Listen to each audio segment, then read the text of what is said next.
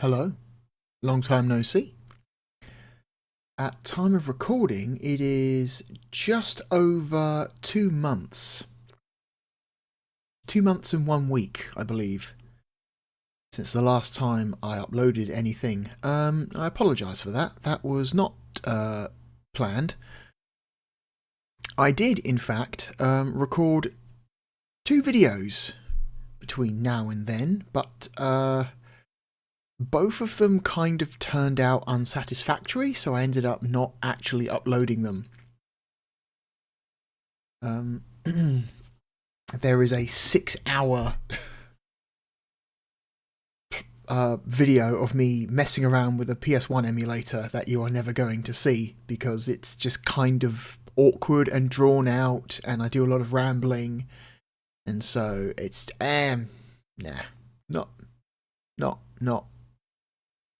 it's not going to be seen. It's not seen the light of day. And the other video was beset by technical problems, so that is just that is never going to see the light of day. So I just kind of on a whim decided to just start recording. I was very bored today, and so I need something to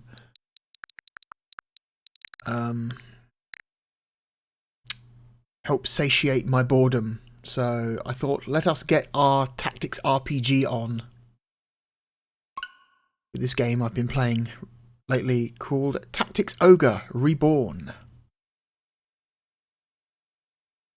It is a remaster of a remake of a Super Nintendo game. I believe it is the remake was originally for the PSP, and so that's the version that this version is based on.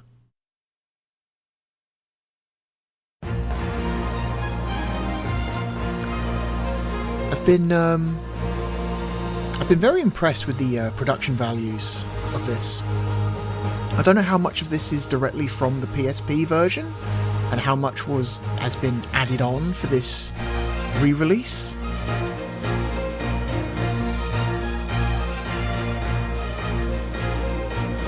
So whoever was responsible for this this remaster has really gone like above and beyond to give it just like really nice production values.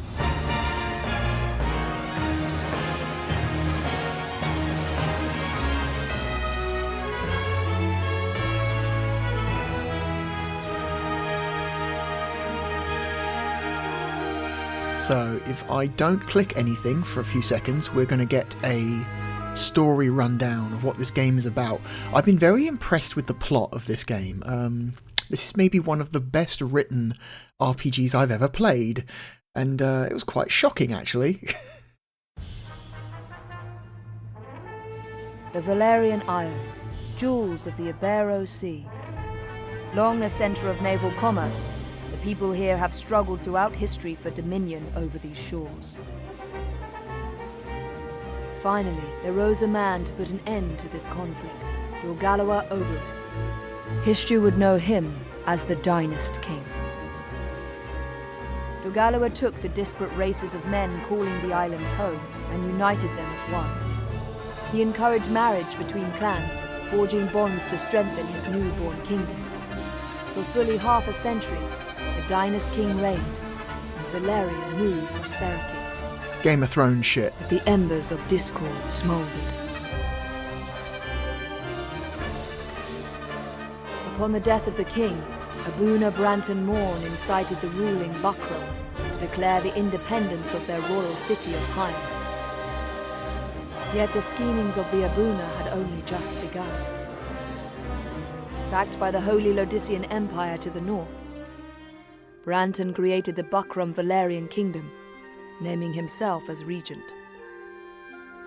He would have seen his rule span the Isles were it not for Lancelot Tartaros, High Champion of the Dark Knights of Lodis. Lancelot warned against such reckless expansion, and reluctantly, Branton reined in his troops. This left two clans to vie for supremacy in the south, the Galgastani and the Wallister. 7 men in 10 were Galgastani, and on order of Hierophant Leandor Balbatos, the Galgastani declared blood war against the weaker Wallister in a move to claim the south as their own. Valeria watched as the wholesale slaughter of the Wallister race began. Duke Judah Ronway led the Wallister in resistance. They were far outmatched. In the span of half a year, they had been brought to their knees. Balbatos proclaimed the Kingdom of Galgastan, and with it an official end to the blood war. But these things would bring no end to Wallister suffering. A piecemeal resistance continued, yet with their Duke in chains, efforts flagged. The remaining Wallister were confined to a small province allotted them by Balbatos and the Galgastani. There, the survivors resigned themselves to eke out such life as they could. Victory begets peace, and for once, the battlefields of Valeria stood silent. Yet none believed the calm would last. Yeah, like I said, I've been very impressed with the plot and the writing in this game, which, you know, for a game that originally came out in for a game that originally came out in 1995, very impressed. Yeah, this was a 1995 Super Nintendo game originally, which is very late for a Super Nintendo game. And it's so the visual aesthetic. So there have been some improvements. Obviously, like the certain aspects of the UI are like much nicer looking than anything that a Super Nintendo could ever render. But the actual in-game assets are, if not the same as the Super Nintendo sprites, they're very reminiscent of like Super Nintendo sprites. You know, it's very much like a they've kept the low-res sprite artwork look, but obviously they've got like more colours and, you know, higher resolution and stuff like that. So it's a really nice like presentation. I'm really impressed by it. So yeah, the plot. Tactics Ogre Is basically you are a conquered people in an occupied land, and you basically form a rebellion, and basically you're fighting back against the people who stole your land from you. And this game's got some pretty fucking like dark concepts it's throwing around. Like you heard from the intro there, that a big part of the story of this game is about like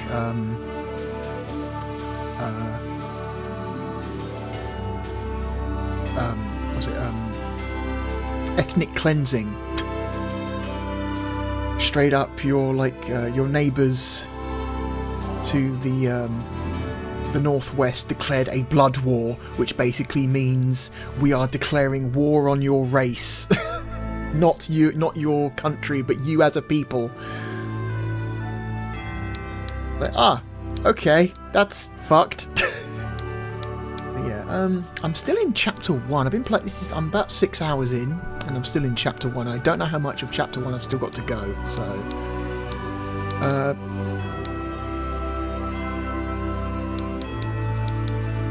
what's really good is at any point, if you get like confused about the plot, or you lose track of things that have happened at any point in the on the world map, you can go to this option called the Warren Report, which is basically a synopsis of everything that you have done and seen in the game so far. So it's like, here's the timeline.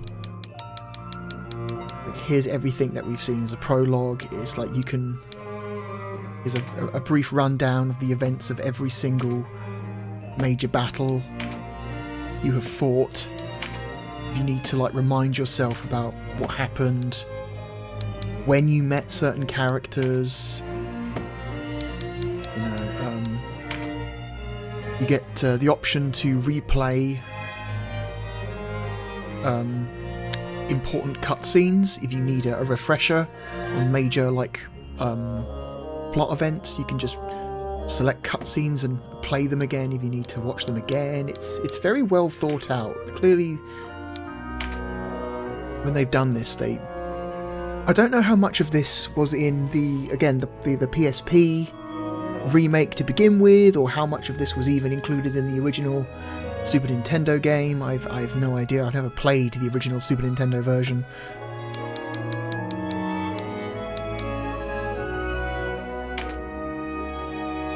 But you see what I mean about the artwork. It's clearly a lot more. There's a lot more color depth and detail than like an actual Super Nintendo can hope to render, but it's still very reminiscent of like that original Super Nintendo artwork. It's very well thought out. I like this the Warren Report, the talk section, because basically what it is just a series of what seems to be like newsletters or newspaper reports from like people like reporting on the things that are happening around the world. And as you go through the story, you get more and more of these.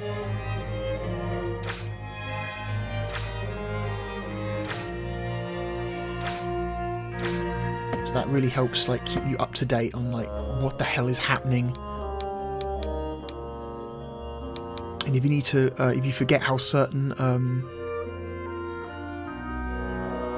like gameplay mechanics work, you can come here and check out the play guide to help like refresh your memory about certain things.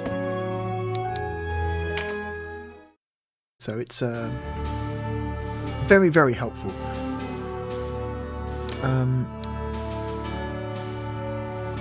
So when I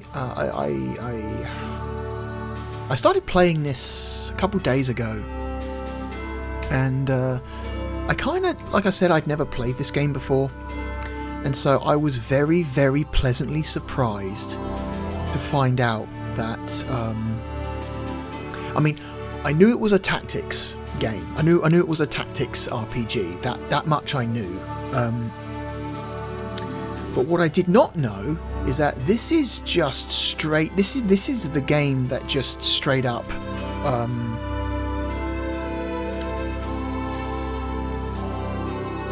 was basically copied by Square Enix for the Final Fantasy Tactics games, specifically Final Fantasy Tactics Advance, which is a game I love. I played a shit ton of Tactics Advance many years ago, and so like both like art presentation and like mechanics, this game is basically identical to Tactics Advance, and I am very much into that. So let's play the next mission here. So apparently we are on the way to this village in order to try and convince them to rise up against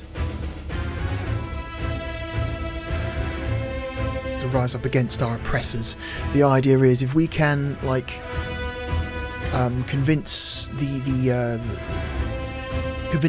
rest of the country to join us, because at the moment we're kind of just like an isolated rebellion. We need the full force of the Wallister population to rise up as one to give us a real chance of pushing the invaders out of our lands. So we have to go to this town and try to convince the people to help us.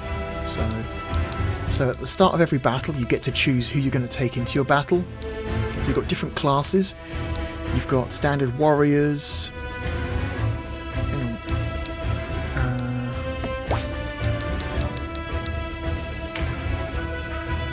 So this is all my units. So you've got warriors, priests, archers, wizards, clerics, rune fencers, which are basically spearmen who can also use magic, a Vartan, which are basically winged people. As a result, they have like a greater degree of like mobility around the battlefield. Clerics, knights, and Valkyries, which are basically female knights, but with like some extra like magic abilities, as far as I can tell. So, and there's like a whole like element system. So every single unit in the game has a different element assigned to them based on when they were born. And so main character's element base. So you choose your element when you start a new game. The game asks you for your birth date, like the date you were born, and based on the day that you put in, it assigns a specific element to the main character. Different elements you've got. I think this is electricity, ice, air. I think this is ice. I think that's water, earth, fire, and light. I think that's light. Or, there's also a darkness trait, but none of my people have the darkness trait. And so, like, certain spells are like more effective or less effective against people with certain like elemental affinities. So that's something else you have to take into account. And then you've got different kinds of physical damage. You've got piercing damage, cutting damage, and impact damage. And depending on what kind of armor a character is wearing, they take more or less damage from certain kinds of weapons. You've got to take that into account. You've got to take land elevation into account. You've got to take like what direction you're facing when you get attacked. So you take more damage if somebody attacks you from behind than if somebody attacks you from the front. Also, if somebody attacks you from behind, there's you have a lower chance of dodging or countering their attack as well. There's a lot really to think about when you're in this. There's a lot going on. So I want to see what we got. I want at least 4 frontline fighters. Canopus is a good. He's a good like backup guy because he's got like enhanced mobility. He can kind of like jump around the battlefield and go to wherever he's needed. So that's useful. We've got an archer. Let's swap out the wizard for another archer. Let's have 2 archers. So we can go here and we can scout out the battlefield, see what it looks like. See what this looks like. Okay, so this is actually a pretty good situation. Actually, we're starting on the high ground. Like I said, like elevation matters in this game. If you are on a higher elevation than the enemy who you are attacking, you have a much you are more likely. You do slightly more damage. You're more likely to get critical hits. You have greater visibility range when it comes to ranged attacks like spells and arrows. The elevation is huge in this game, so the fact that all the enemy army seems to be all below us.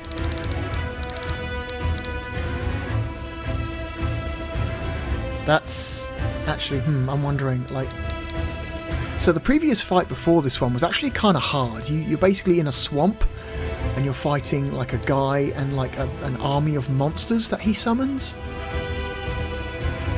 And that fight was actually kind of hard. It took me like a couple of attempts to get through that without like losing people, but it looks like this might be a bit easier. I don't know if any of these guys are like boss level enemies or not, so we will find out. Alright, to battle. Balamusa. Yeah, I've been really enjoying this game so far. The voice acting's good as well.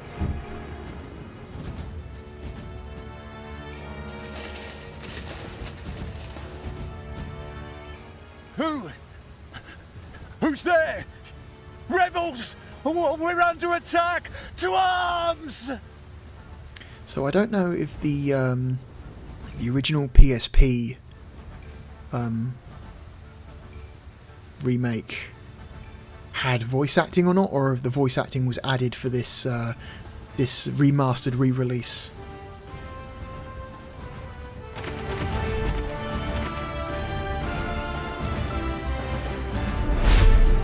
Objective: vanquish the enemy. Will do.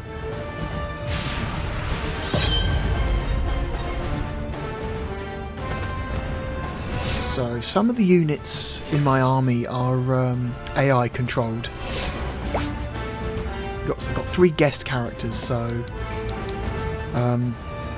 Ravnus, Katia and Vice are guest characters in my army, so I can't actually directly control them. They will just kind of do their own thing.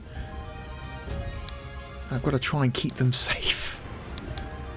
Especially Katia. She is, as a healer, she is, she's physically fragile, and unfortunately the AI has a tendency to charge ahead regardless of what class a character is. So if you're trying to keep your very fragile healers alive, and a healer is controlled by the AI, oh dear. They're probably going to die because they're just going to charge their most fragile units headlong into the enemy. So, alright, so Canopus, let's get him going. So when you move, so you can actually, you don't have to move first. You can actually act and then move. You don't have to move to then act. So yeah, as you can see, if we act, that means we've got standard weapon attacks, spells, special attacks, or finishing moves, as they're called in this game, or items. At the moment, everyone's only got one item. It's a healing item, the Mend Leaf. Can I reach anyone with his arrows? Oh, I can reach someone. So even though you can see his range is displayed by the yellow squares, you can still, if you have if you are firing from an elevated position, you can hit people outside of your normal range. The downside of doing that is that you do significantly less damage to anything you hit outside of your normal range. So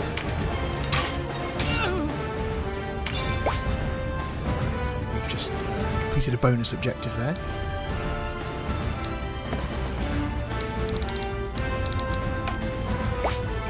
Move.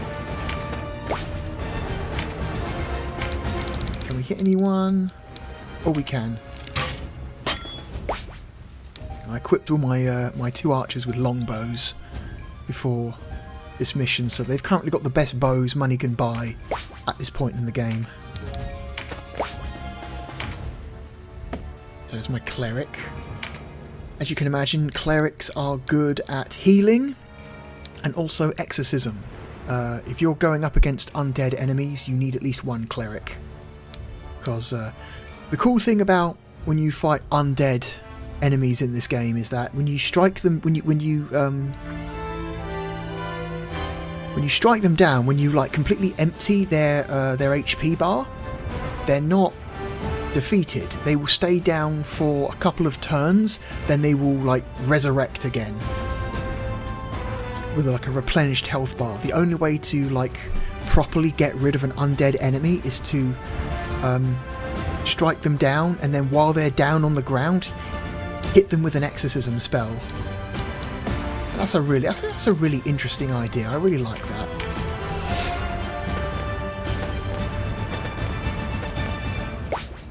Okay, so you see these little cards popping up these cards are temporary stat buffs. So these will pop up randomly across the battlefield. There's three kinds of cards. There's blue cards, which are temporary stat buffs, which only last for this battle. There are red cards, which will cancel out any blue cards a character may have already picked up. If you accidentally land on a space with one of those. Sometimes it's necessary, because sometimes a red card will spawn in the exact square where you want a character to be, and so sometimes you feel like you've got no choice but to take the red card and lose all of your temporary buffs. And then best of all, there's the very rare green cards. If you see a green card appear on the battlefield, you've got to go for it. You have to make a beeline for it, because if you manage to get a character to pick up a green card, that is a permanent stat buff. That is a permanent increase to a character's stats if you get them to pick up a green card. Green cards are quite rare. You usually only get like one, maybe two per battle. Maybe. I've never seen more than two, and I've only seen two appear once. Usually it's just the one. And I believe green cards only appear when you defeat certain enemies. So let's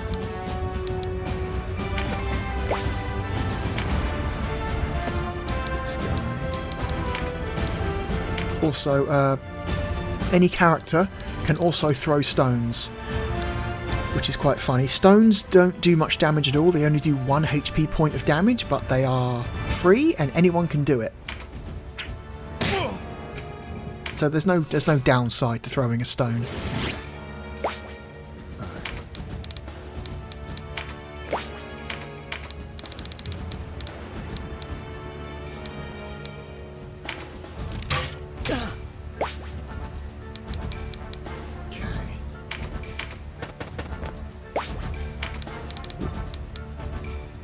So you can see how sometimes there's squares of land that disappear behind other squares of land, and so sometimes it can be tough to see where your characters are going to be standing.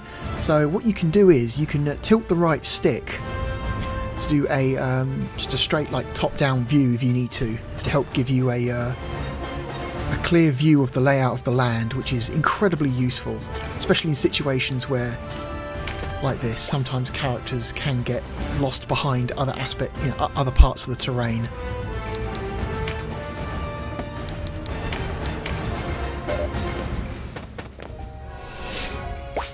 You can also zoom out at will as well by also tilting the right stick. So I think it's down on the right stick to zoom out, up on the right stick to zoom in, and left and right to do the top-down view. Okay. So you can see the order of action at the bottom of the screen. You see those characters, sprites at the bottom of the screen, the blue and yellow characters. That's the order of action. And so that tells you in what order characters will take their turns. So you can see after I move this guy, 2 of the enemy soldiers are going to move, and then I get to move 3 of my guys, and then he gets to move 1 of his, and I get to move 1 of mine, and he gets to move 3 of his. So the order of action is based entirely on like unit stats. That's what decides that. And I want to say there is a mechanic where if you you can actually boost a character's place in the order of action if they didn't do much in their previous turn, I want to say. So if you have a example, if I don't move this guy and I just end his turn, or I move him and don't act, or I act and don't move and then end the turn, he will actually get like slightly boosted up in the order of action. A little bit. I think that's true. I think that's true. So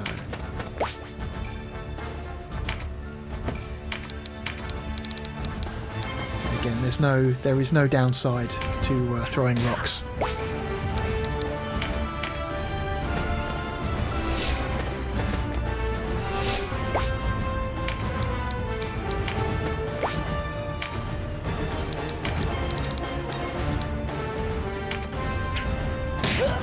Okay.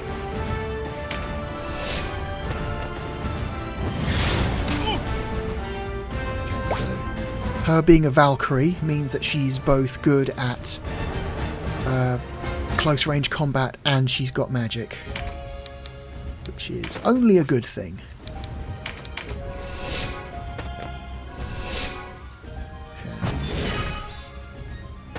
Hopefully she... Okay, I need her to stay back because she's going to die so fast if she tries to engage the enemy at close range. Okay.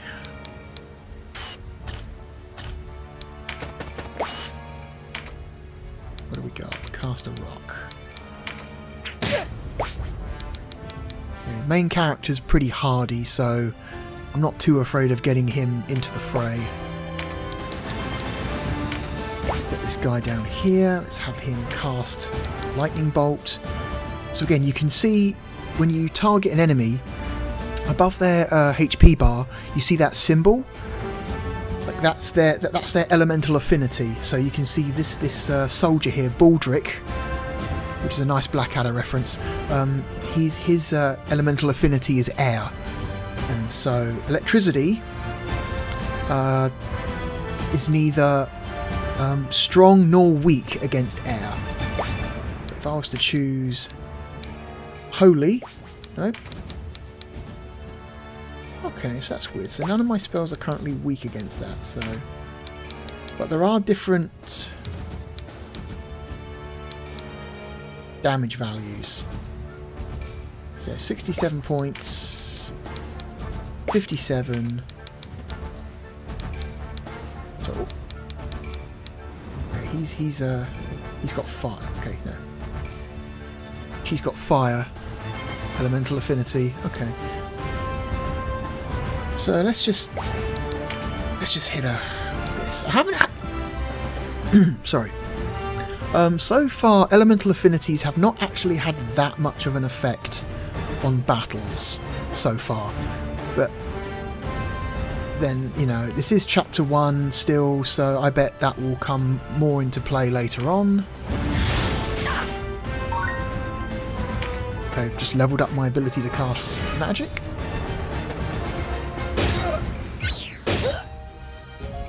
Alright, so battle is joined. Let's move the archer forward.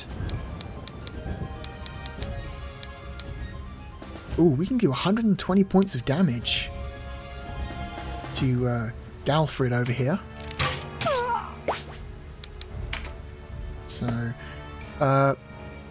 whenever you finish a turn, a character will gain a small amount of MP. And there are special moves you can do. The MP is not just for casting magic, it's also used for performing special moves. So once characters start building up their MP reserves, we can see some serious shit.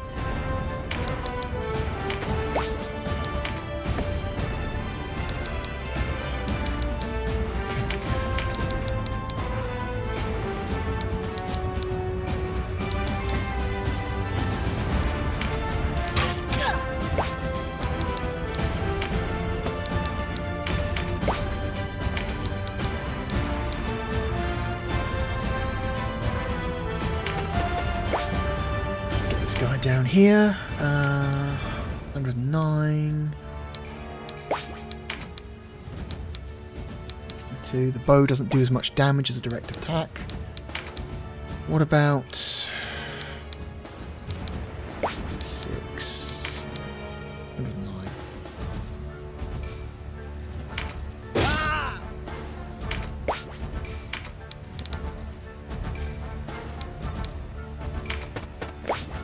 Get this in.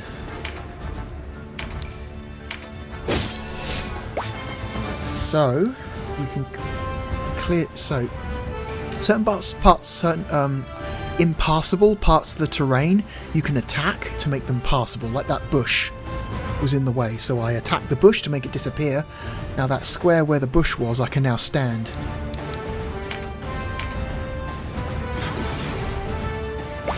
A lot of my guys have passive skills now that will just activate automatically. That's very useful. God. Heal. So he's got a heal ability. Let's heal Vice, because he's found himself pinned in by 3 enemies.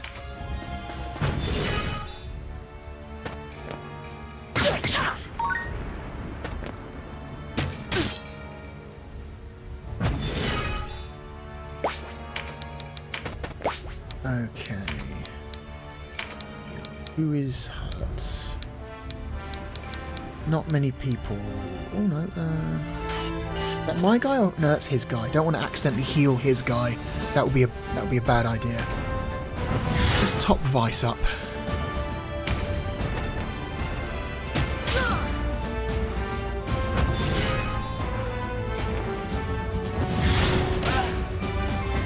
Oh, she just accidentally hit our own guy.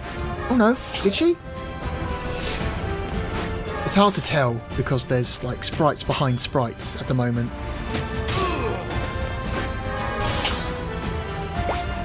Okay.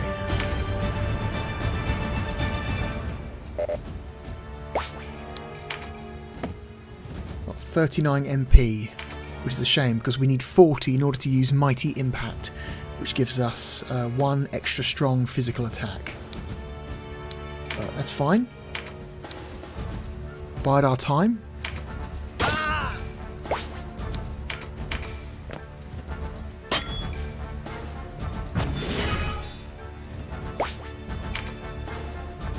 So...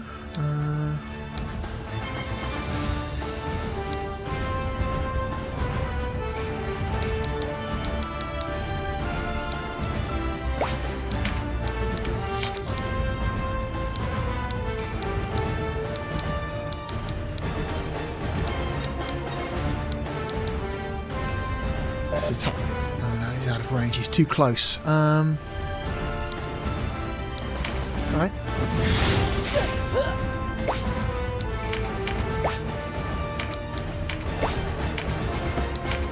Alright, cool. She's got enough MP to use, what's it called? Tremendous Shot, which, like the other one, just gives you access to 1 extra damaging attack. So yeah, we do 146 damage, 202, 146, 196, 144. We just do a lot of damage. Right, let's take that guy. Let's clear him.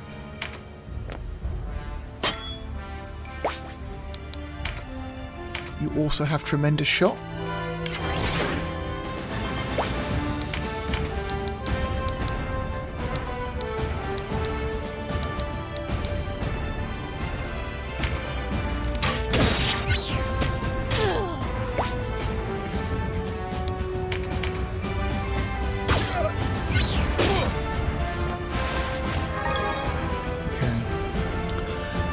Whenever an enemy dies, sometimes they will leave a sack of items.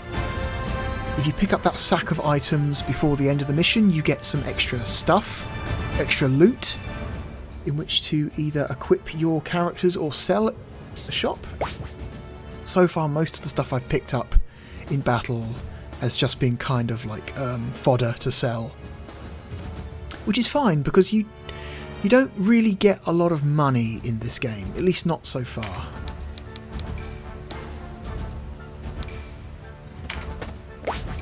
This guy here.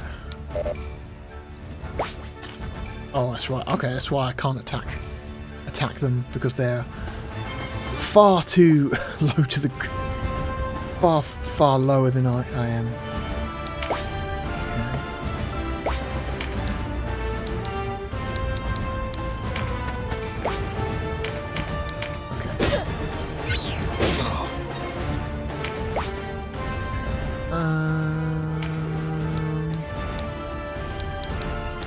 I'm going to come down here and try and finish off this archer.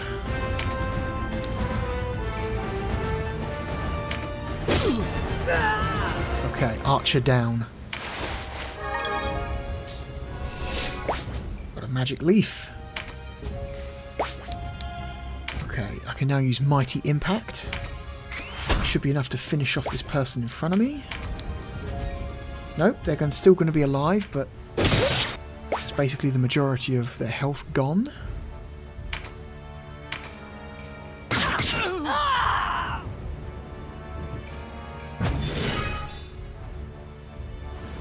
Yeah, we're kind of sweeping these people. We're kind of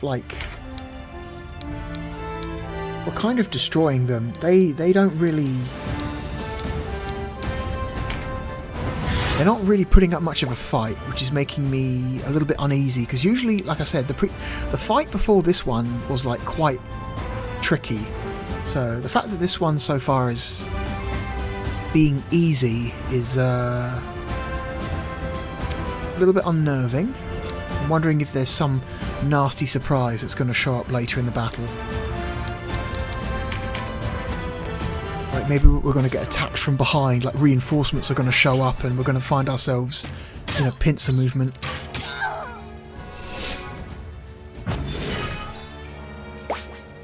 So, Wymond here is equipped with a spear. And one of the cool things about spears is that you can attack 2 enemies at once, provided they are in a straight line in front of you. So in a situation like this, both these guys are going to take damage.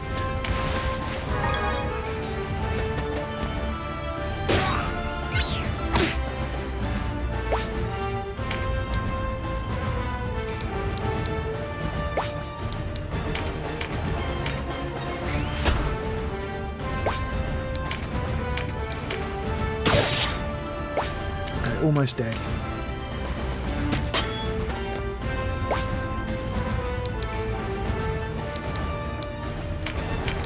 Can we finish this person off? I think we can. They are dealt with. Yeah, the fact that we are like we have the high ground means that we are like strategically we are in like a really like dominant position. So archers have got like a far better like line of sight than normal. They can shoot far further, much further than normal. It's like I said, this is a bit. This is might be the easiest fight I've had so far.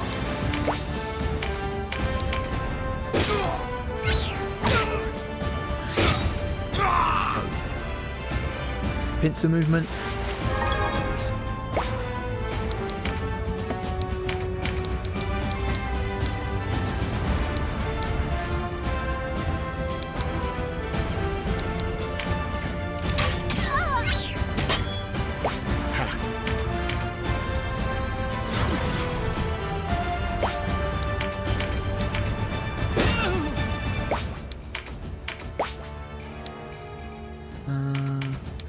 See if we can finish this guy off. He's kind of in the way.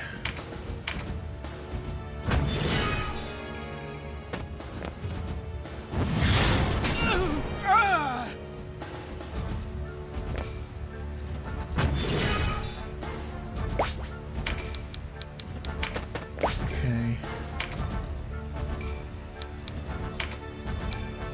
Is there anyone to heal? Anyone? Does anyone need healing? I guess not. I guess I can top him up.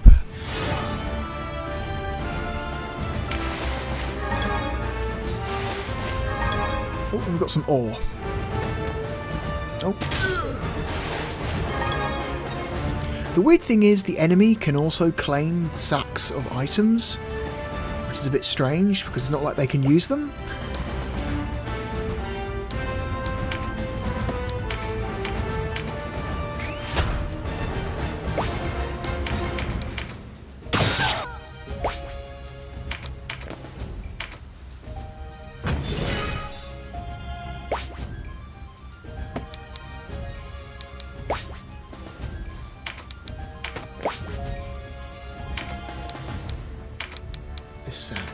finish her off.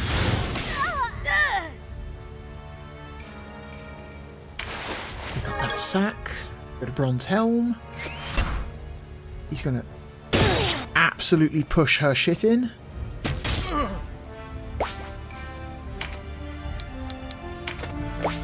I want to pick up that sack, so I'm going to avoid killing her just yet.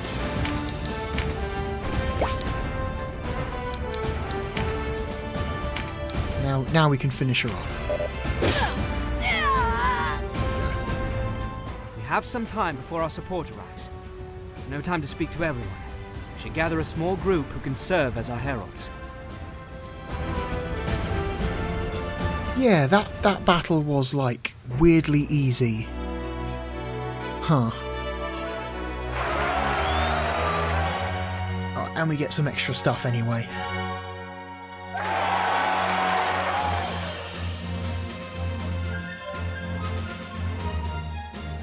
Oh, we didn't pick up a buff card at all during that entire fight.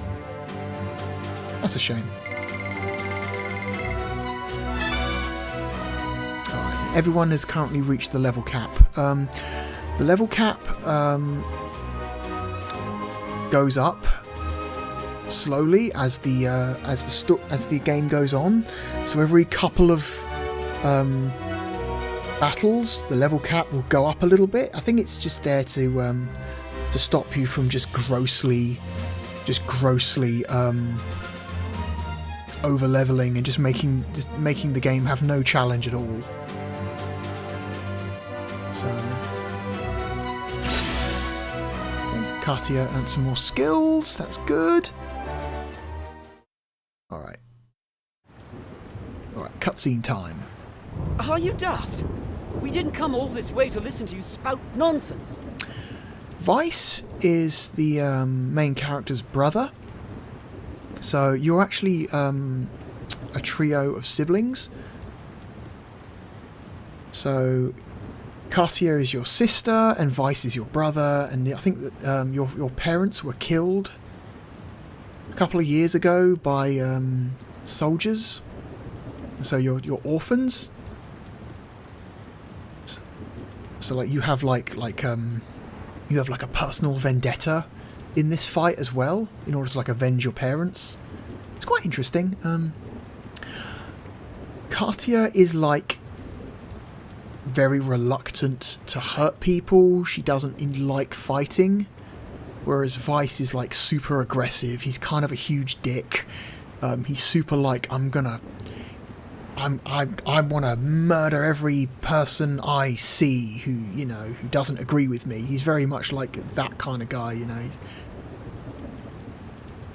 And I think so far, as the game goes on, you get given like choices, and usually the choices you are given are you side with Katia or Vice.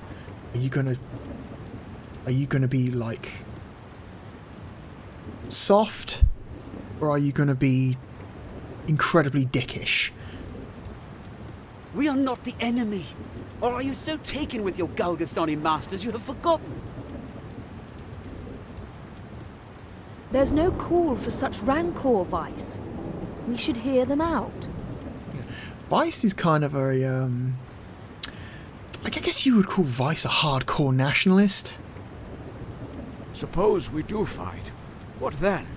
Conflict will only lead to more suffering. At least here, the winds of war do not howl in our ears, and our stomachs do not grumble. Shelter, fodder, you enjoy all the luxuries of cattle. Doubtless you will, so long as you remain. But do you not long to be free? To live as men? You are Wallister. Where's your pride?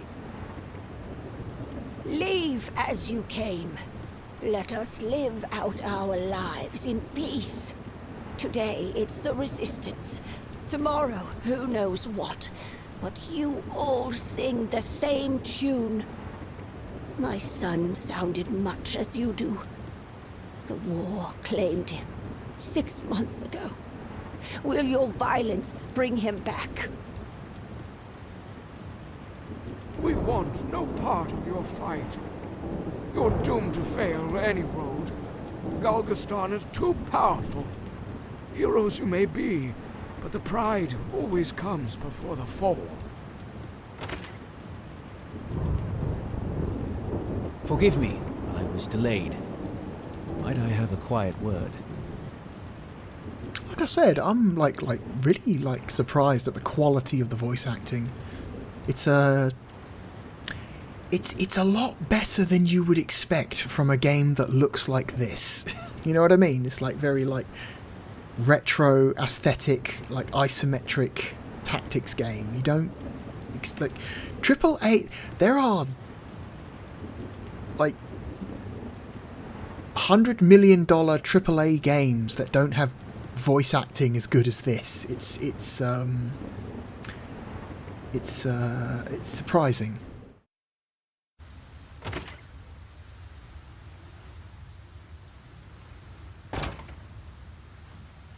And this rain is just not stopping. I overheard your conversation. These people do not convince easily. No matter.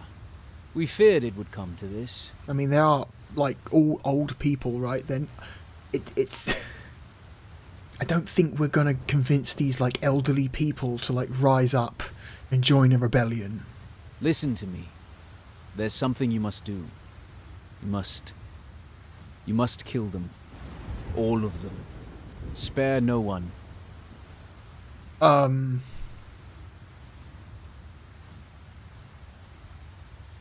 Excuse me? What? Yeah, what that guy said. The Duke foreknew this outcome. These are his orders. But why this? If you know even one reason, I would hear it.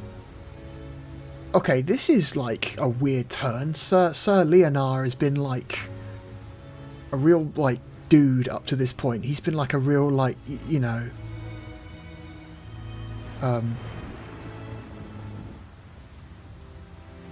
he's been like a real, you know, he's been like a good guy, you know what I mean? And now he's just, hey, listen up, I need you to murder these old people. What? Excuse me? Where did this come from? This is a turn. Because his grace demands it. Okay. Alright, so the Lord that we're taking orders from wants them dead. That's interesting. If the people of Balmamusa rise up as we ask, well and good. But the words of these children will not be enough to move them to take up arms. When they refuse, you are to kill them under guise of Galgastani agents. Leave no survivors. False flag operation.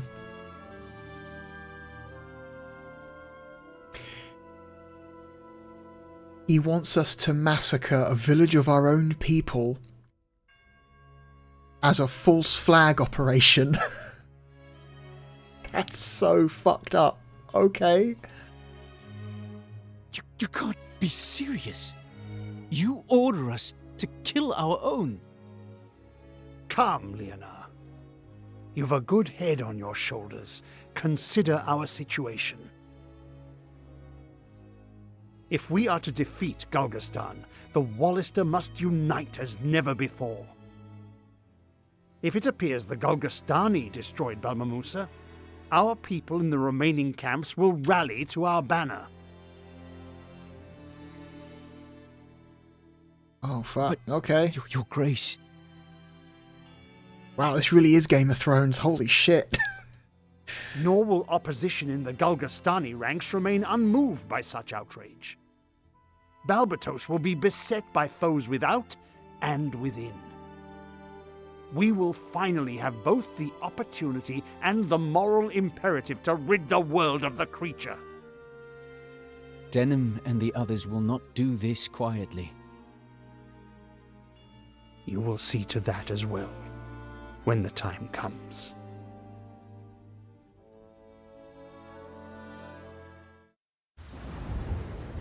You are with me then. It is the only way. The future of our people depends on it. Oh, fuck me. Oh, really? Oh, no. They're going to make you choose. Oh, God. What do you say? Shall we massacre a town full of our own people to serve as a false flag operation to inspire the rest of our country to rise up as one? Or do we say, fuck that, that's insane, what the fuck? Oh, God. I wonder if you really can. I wonder if this is like an actual choice, like if this is a genuine, like, if you pick one, the story goes one direction, if you pick the second one, the story goes the other direction. If that's the case, that's really interesting.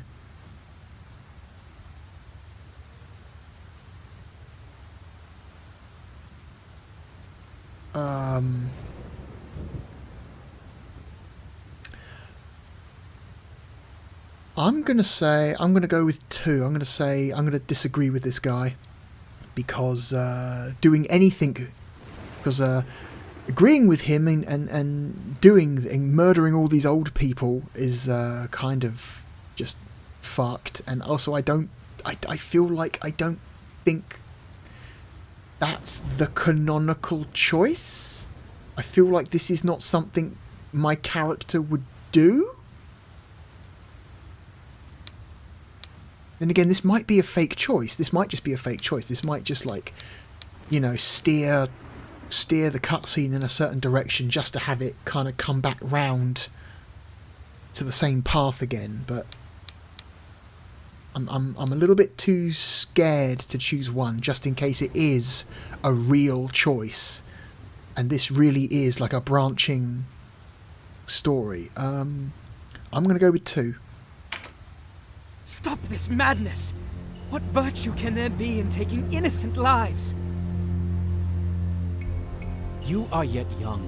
Your heart is pristine, though I dare say your hands have seen their share of bloodshed. All that is required of you is to plunge those hands deeper. Bloody them not for survival, but for your cause. If you cannot do that, you do not belong in this battle. Denim! Denim, are you alright? Vice, with us, quickly! Vice? What are you waiting? No! Okay, I did kind of see this bit coming. Kill them, Vice. All 3 of them. Okay, this twist here has been kind of like, I will say that this twist of your brother turning on you, maybe turning on you, has kind of been like foreshadowed a little bit throughout what I've played so far. What good are kinsmen who won't lift arms for our cause? Yeah, okay. I'll tell you, they're as good as dead. Not entirely surprised that this is the turn he took. If it's retribution you fear, fear not. They'll all be in their graves, thanking you for martyring them. I don't believe what I'm hearing. If this is a jest, it is in terrible humor. Quiet, Cashel. You've made a fool of me long enough. You remember that hare I snared in our leanest days, Cashel? You gave it to your brother to eat without so much as a word of thanks. That hare was for you. But you made a fool of me. That is some petty shit. You as well, Denham. You vex me. Always have. Whatever gave you the right to command me? I like that they gave him like an evil portrait for this turn. Like, it's not just the same portrait he's always had. He's just now got a much more evil-looking snarl portrait just for this. The Duke gave such an order, Leonard. And you would carry it out? Ours is to follow orders. I swore an oath before the Duke, before the realm. You'd call such bloodshed service? Since when have we used our kinsmen's lives as leverage? Yeah, you tell him, Ravnus. Our lord has betrayed us all. To think I was willing to give my life for such a man. What a fool I was. I did not think you want to abdicate duty, Ravnus. To break faith with Lord and realm. I break no faith. I renounce the Duke. I renounce you all. I always thought to find you at my side the day the Wallister won their freedom. But if men of our own blood would stand against us, why should I expect more of you? Am I not Wallister? Wallister descended from Galgastani's stock, but the fault is mine. I should not have placed such faith in one of mingled blood. How dare you?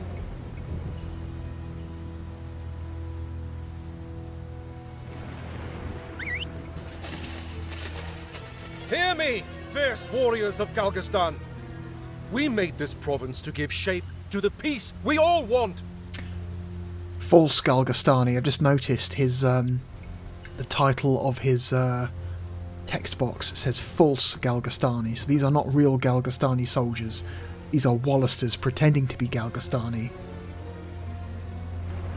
So this is the false flag operation in progress.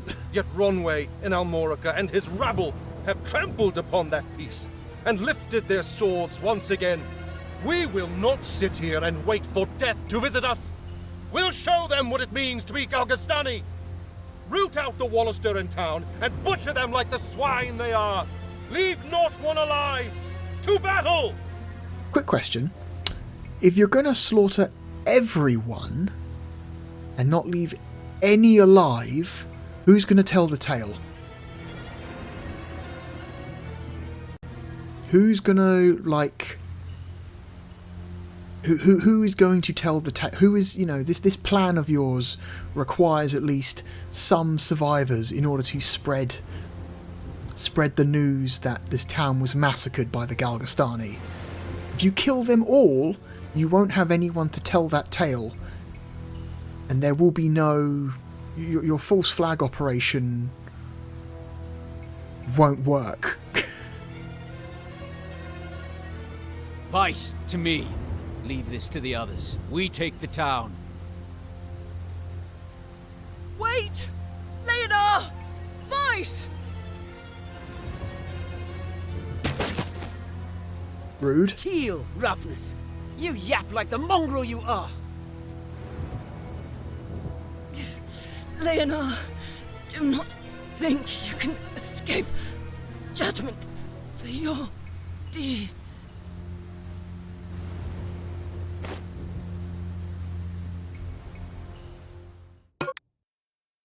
Oh, here we go.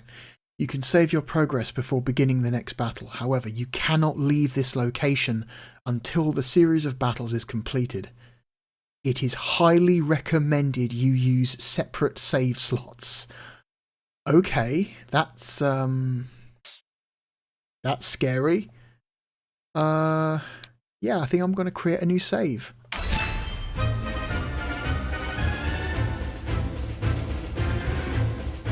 Oh God. I'm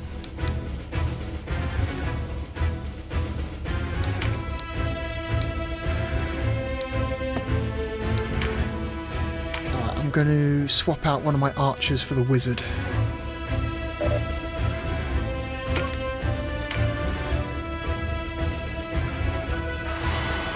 Looks like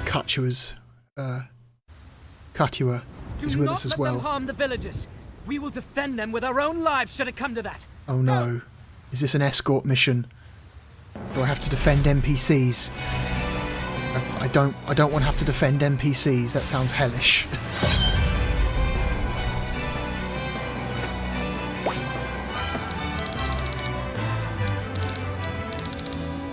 Okay. It looks like there aren't actually any NPCs here to defend. It's just... okay. It's fine.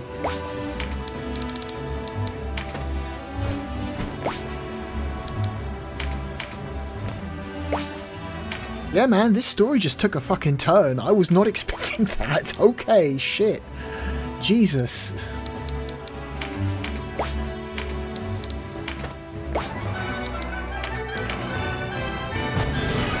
Okay, but now we are...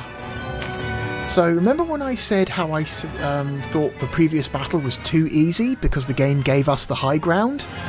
Well, now it's the opposite situation. Now the enemy has the high ground. Oh dear.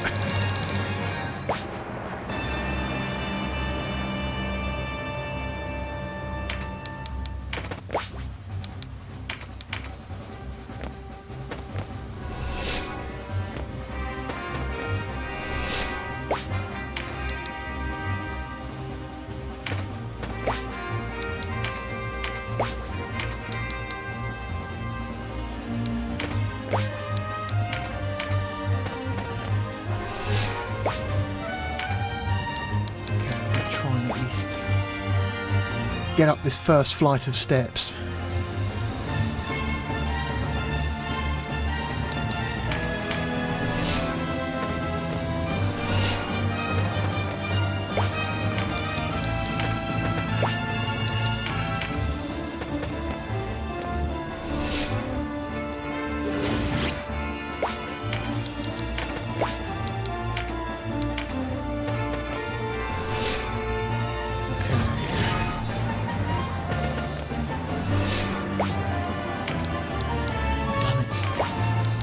Stairs are getting crowded.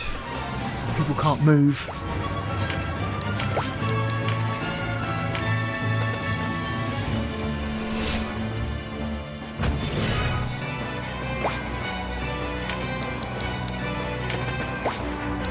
What have we got? Can I hit anyone with anything? No, they're outside my range. So now we've got the opposite problem. Because we are at the bottom of a hill, our ranged attacks are going to be at a disadvantage. We're not going to be able to shoot as far as we would like.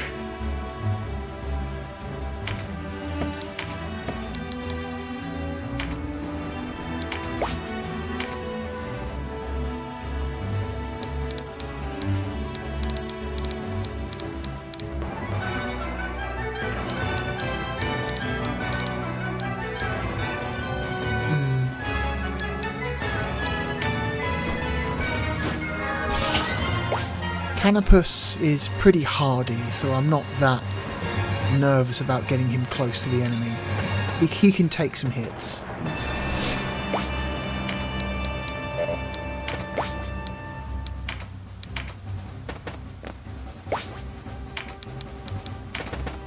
Get up there.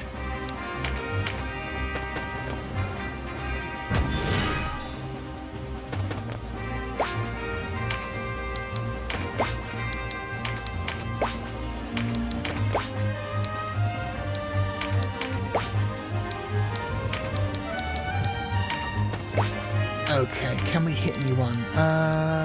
Yes we can.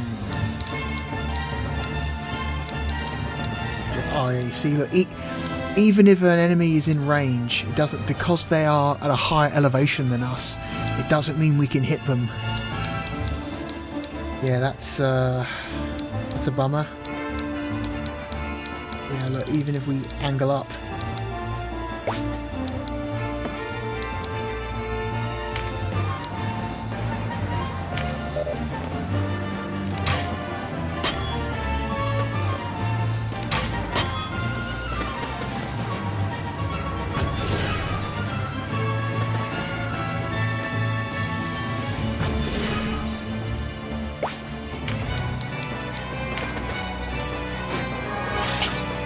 Get that physical attack up.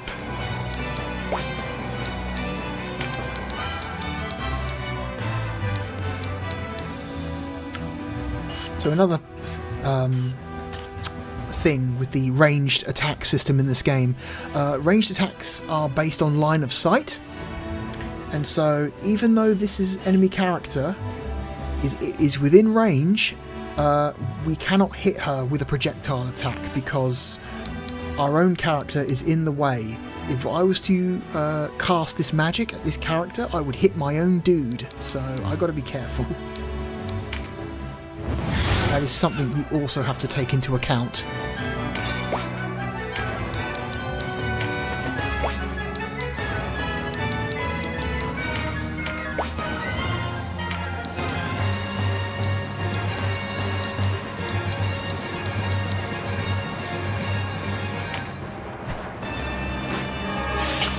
Let's do this. I'm going to hit this bitch in the back. I'm going to face the other way because the people behind me are all going to attack him now. So we want him facing towards them to give him the best chance of blocking and parrying.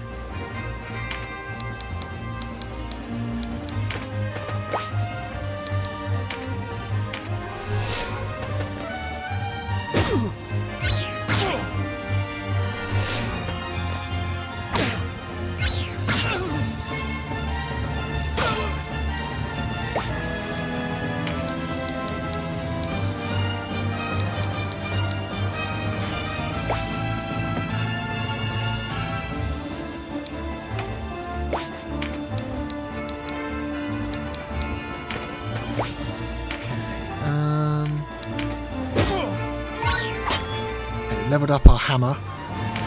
Well, not the hammer, but the skill. Our hammer skill has leveled up. Yeah, so you don't just level up individual characters, you also level up their individual skills. Which is quite interesting. So the skills that you use most often are the skills that your characters will improve the most at. So it's a really interesting system. Kind of into it. Battle Strike. Poison Cloud.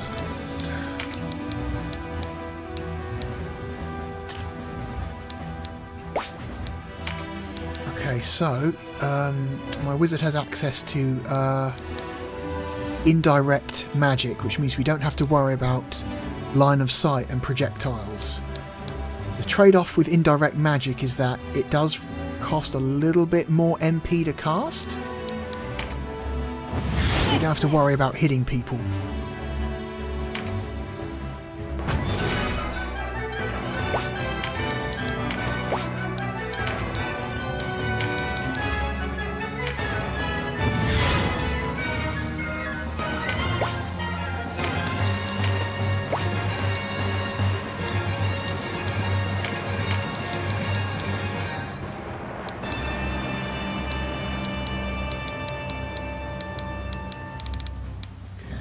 Arrows will just go over the heads of anyone. You don't have to worry about accidentally hitting your own people with an arrow. At least not normally. It can happen, but it's a lot harder to do than with a spell. Because arrows can arc, whereas spells have to travel in a straight line.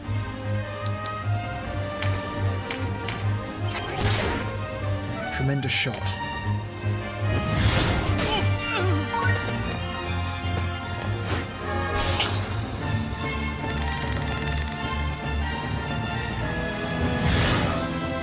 They've got their own healer. It's fucked.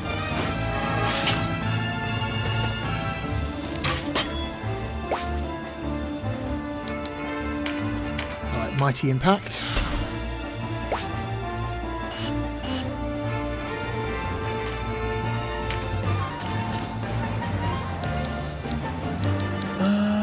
Okay.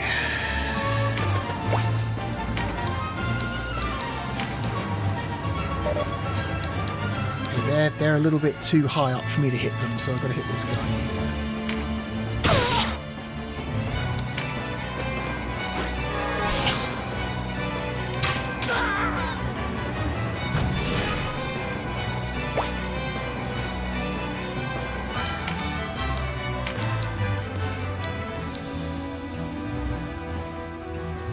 Let's use this guy's special attack.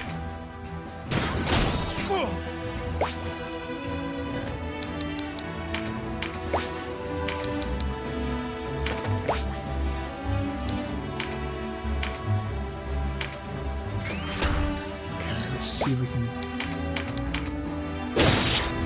get this guy off the battlefield.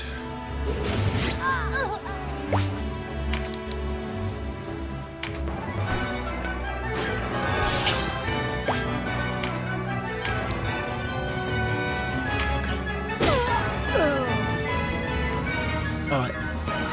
One dude down.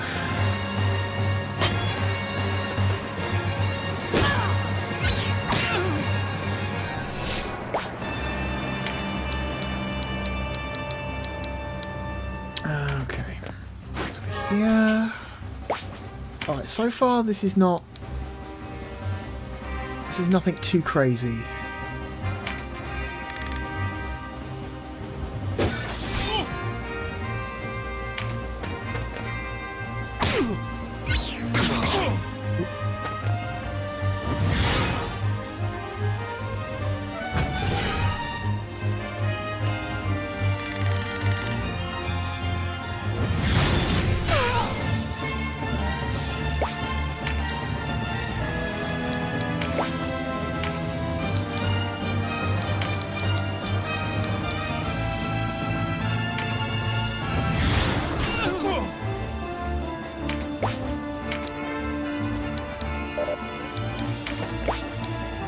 Okay, can we heal anyone? You're not bad. Okay, heal you.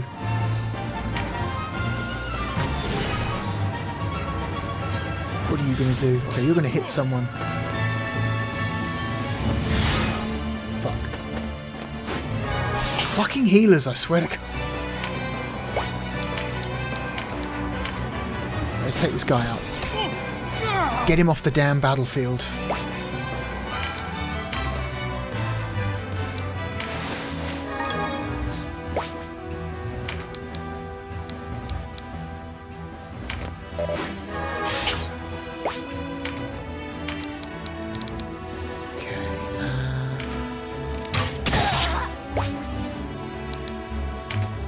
Might as well charge Tremendous Shot while we're here.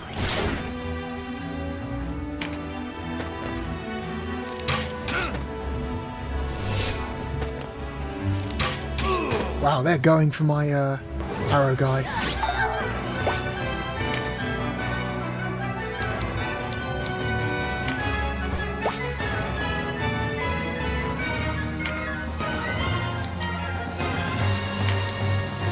Oh yeah, that'll...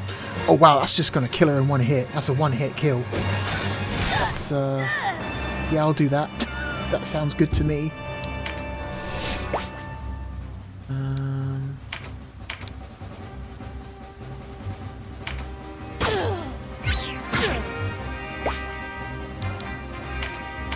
Okay, we'll charge Mighty Impact for the next turn.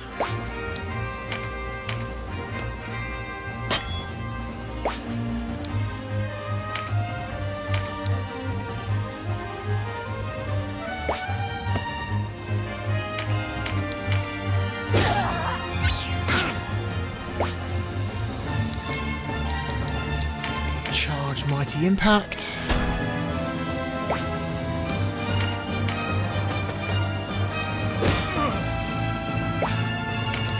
Okay, I have had enough of you.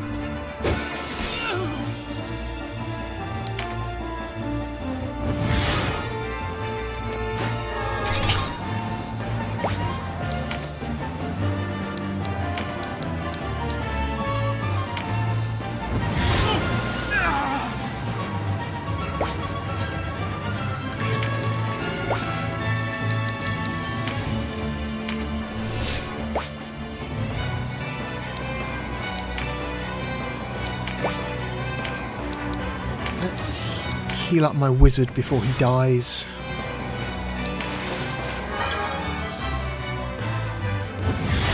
Oh, thank you, Katua.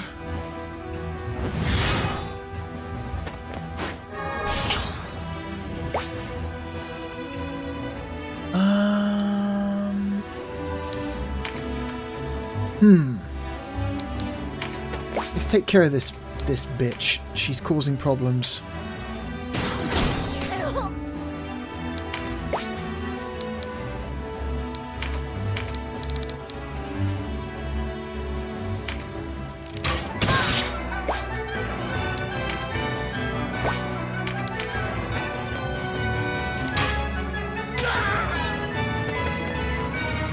Oh, they are determined to kill my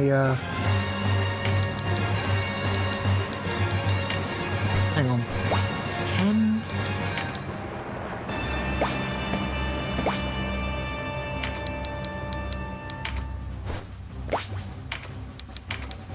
Can I kill? I can kill her. Okay.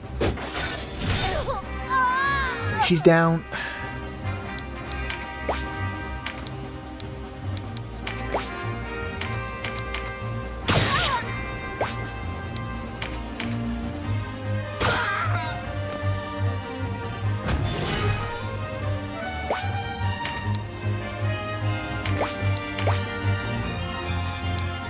Okay, let's someone with some indirect magic.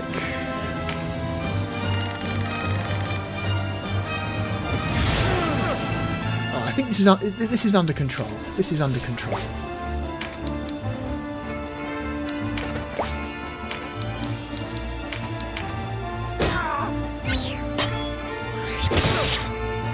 Pincer attack, that's good.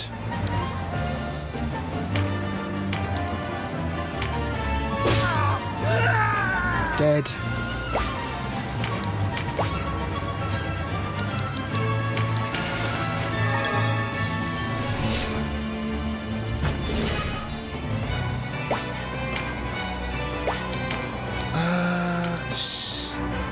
Heal my wizard again.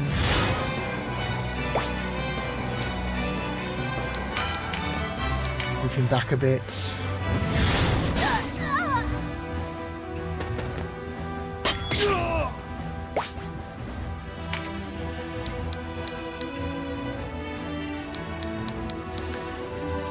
Let's do something about this woman here.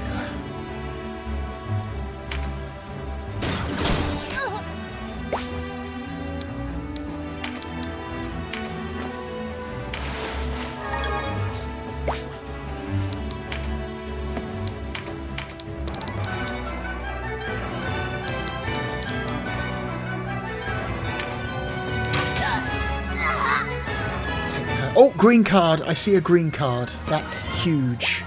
We want that green card.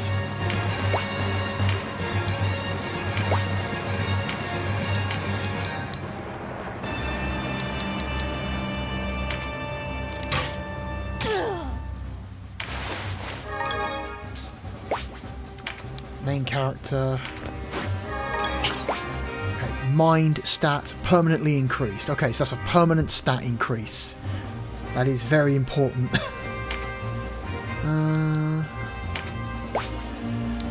Okay, we can't attack, so might as well charge Mighty Impact.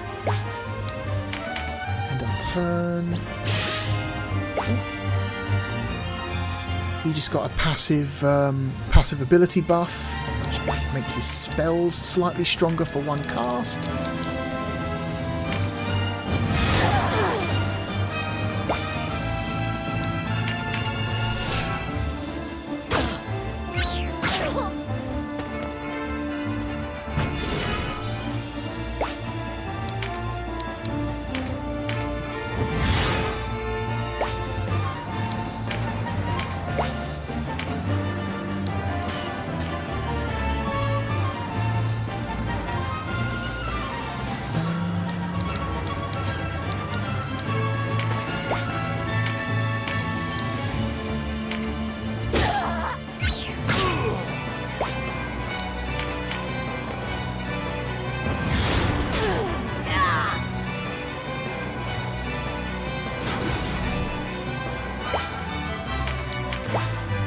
That up.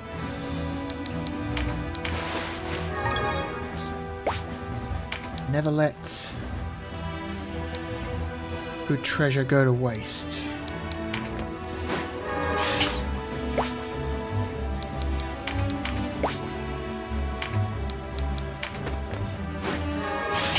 Okay, we're going to avoid attacking the last person now because I want to grab this treasure. Okay.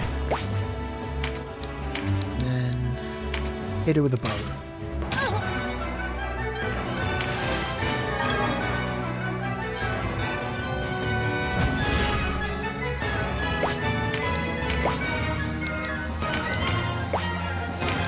Right. Finish her off and we win.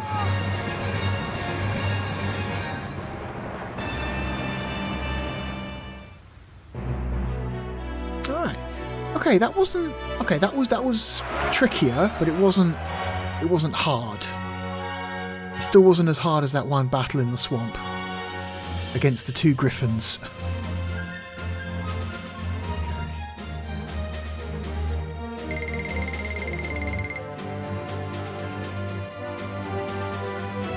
Everyone's already at the level cap, so the experience is worthless.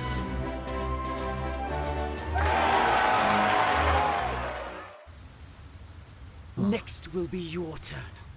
I'll kill you by my own hands. I swear it.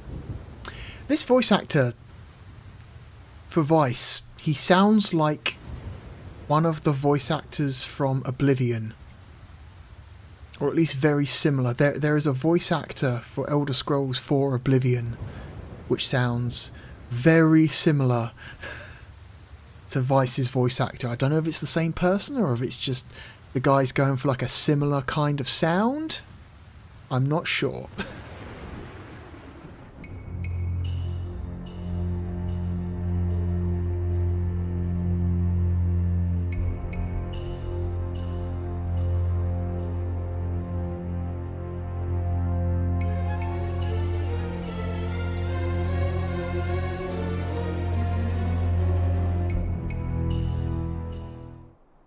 There is blood on my hands. How long till it lies on my heart?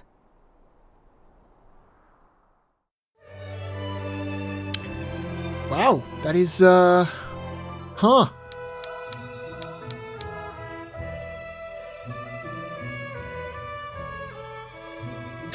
Oh yeah, okay, so it is, alright, so it is a branching story, because you can see in the thumbnail for that new save file up there, you can see there's that branching path symbol. So, okay, so we did choose a completely different story path by choosing not to massacre that town. That's interesting. That's cool. I like that.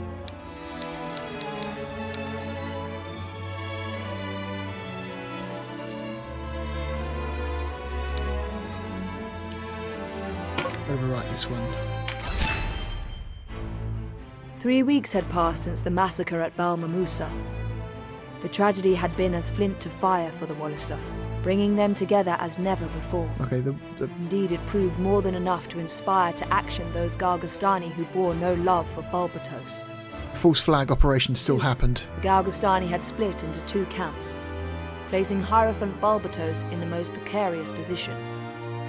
Balbatos essayed to silence the voices of dissent, but as cities began to fall to the Duke's resistance, he was obliged to retreat to the safety of his keep in Corytonai.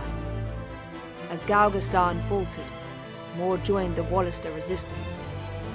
Soon the rebel ranks had grown to fully threefold their former number. It seemed only a matter of days before Balbatos would be brought out before his own walls to answer for what he had done. As for Denham, through the Duke's scheming, he had been named a mastermind of the massacre, and a price put on his head. Resistance fighters and headhunters alike scour the high roads for him, while Denham finds temporary solace in the port town of Ashton. We've been framed.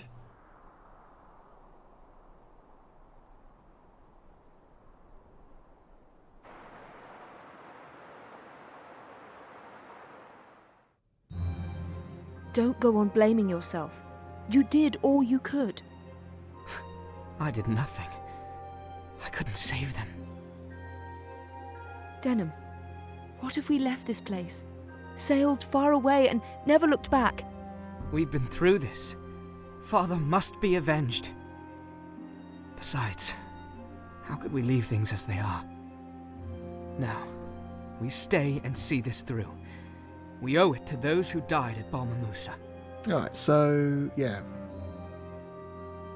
So we didn't actually stop the massacre, we just didn't take part in it, and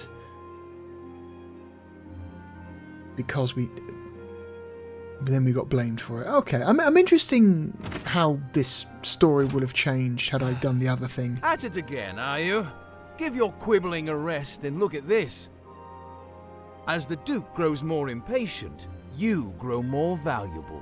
Up to 30,000 Goth now. salt in our wounds. We are criminals before all the world. Justice and war seldom keep company. In the heat of battle, all are criminal and all are innocent. Only later does the victor decide who is which. That's the way of the world. And since I lost, since I failed Balmamusa, I am made a criminal for it. All the more reason to be on the winning side. Come, enough navel-gazing. We need to go. Go? Where? The Wallister army gathers southwest of the Burnham Massif in the Sanji Weald. Of course.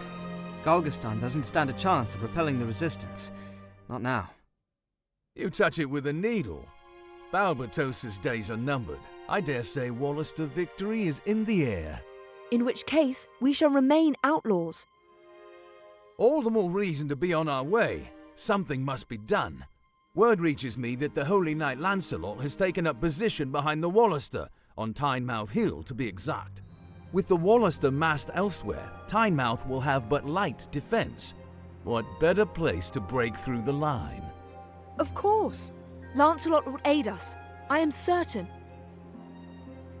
Then we move. There's naught more to be done in this wretched place. Oh, I should mention that there are two Sir Lancelots in this world. There's a dark Sir Lancelot and there's a light Sir Lancelot. There are two Lancelots. It's kind of a silly thing.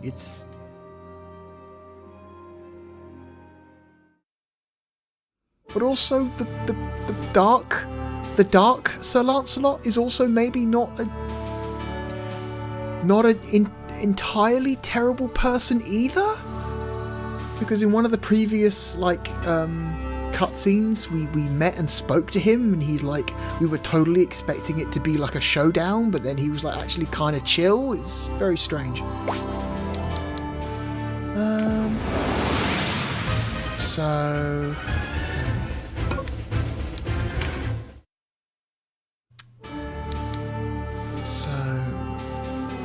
we'll do one more battle.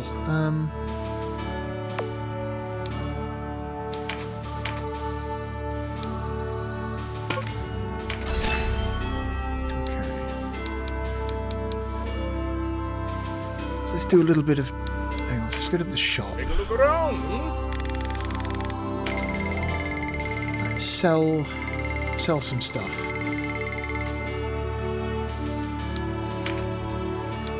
So we can sell any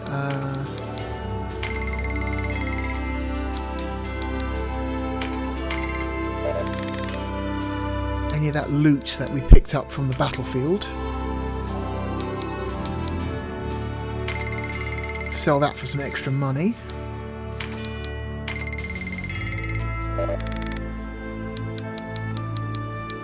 Usually what it's actually good for.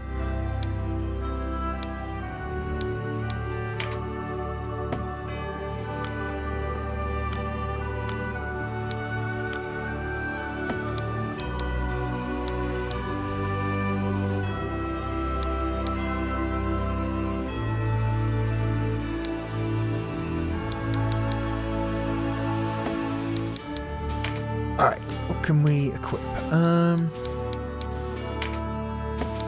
Dude's already got the best. She can't equip anything other than the standard leather gloves.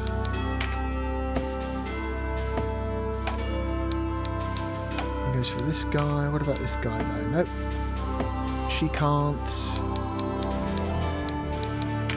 He can't equip anything better because he's a magic user, and for some reason magic users aren't allowed to wear armor.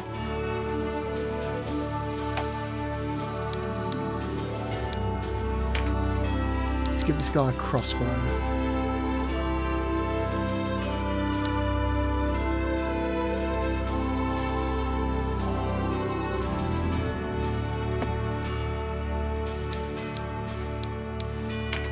For some reason, giving this guy a crossbow is like really harms his stats for some reason. I don't know if it's just because he's like leveled up his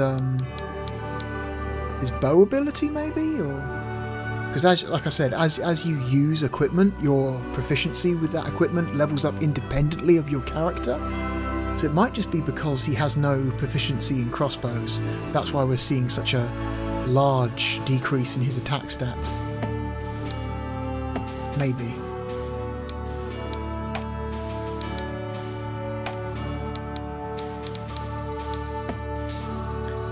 Okay.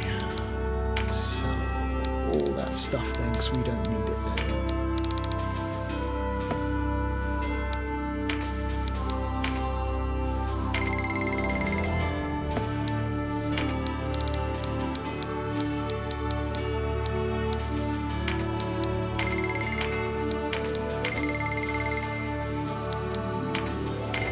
Their robe.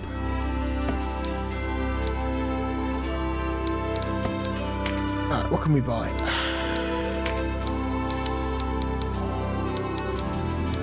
Short sword, gladius. Okay, we can buy a rapier,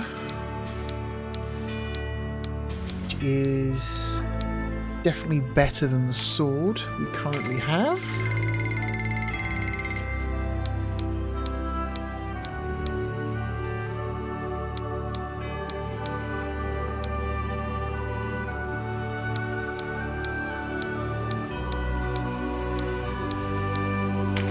One of those.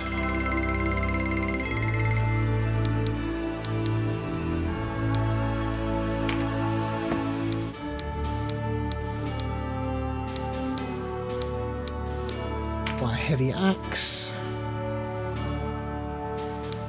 Hell, let's buy 2 heavy axes. Let's push the boat out.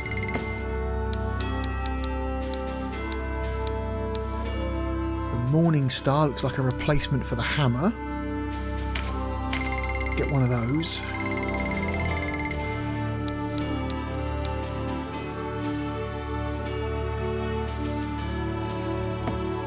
Okay.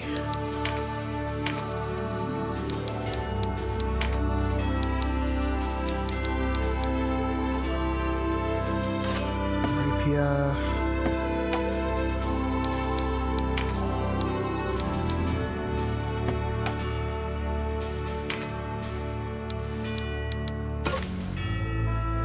Two-handed weapon equipped. So you can see here there are 2 squares for your weapons. If you're holding a two-handed weapon, you will be unable to equip a sub-weapon. So for example, my main character, the rapier, is a one-handed sword, which means he can also carry a shield. A heavy axe is a two-handed weapon, so he's incapable of carrying a second weapon. So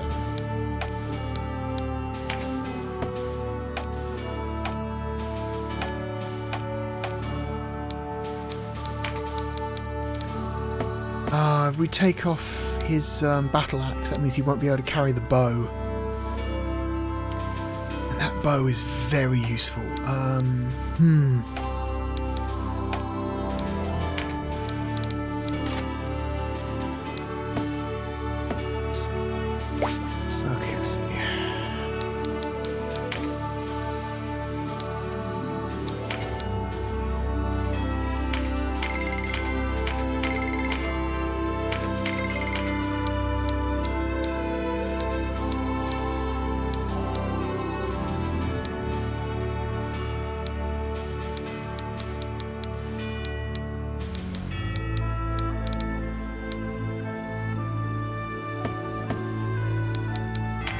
What about my spear carrier?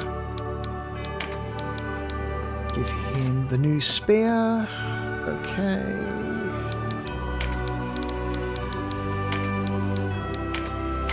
We can sell that. No one is using claws. We can sell the claws. I'll keep the extra heavy axe for now.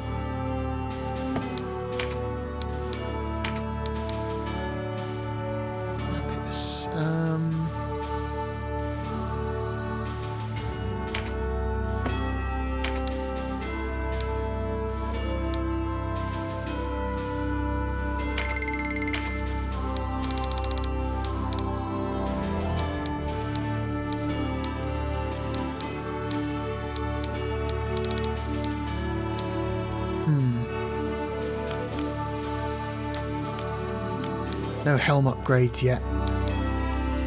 So let's buy a third Apis. Why not? Let's equip it.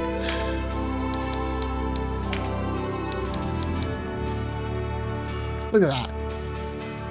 Massive stat increases just with a slightly better shield.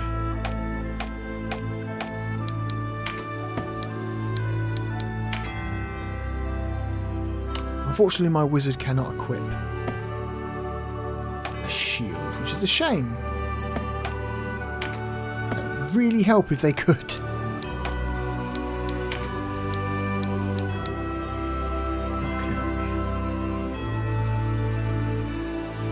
Cleric cannot equip anything better than a buckler. That's a bummer. Okay.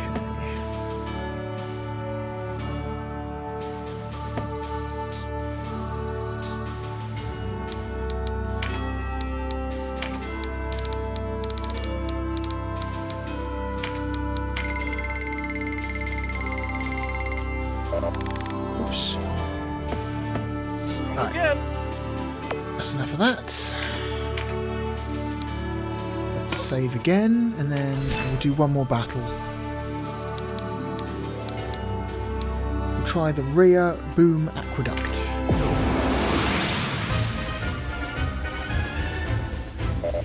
Okay, this is the correct one.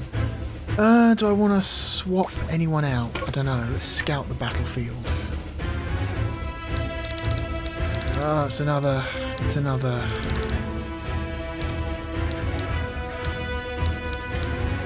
uphill battle. Okay. Not a big deal, not a big deal.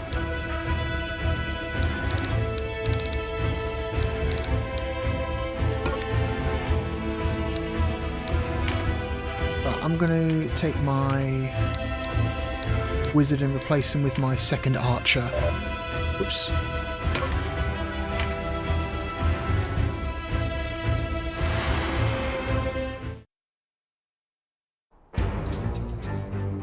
At last I find you, Denim. You've given good chase, but the hunt ends here. You're not the first headhunter to mistake me for easy quarry. Oh, I'll have your head. But I am no headhunter. You'll pay in blood for what you did in Balmamusa. You were in Balmamusa. Please, you must hear me. We are past talk. For Balmamusa! For my brother! Oh dear.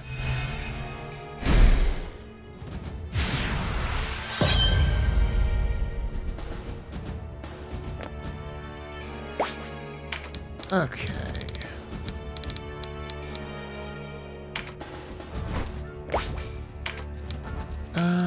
Can we... No, they're just outside. Just outside of range.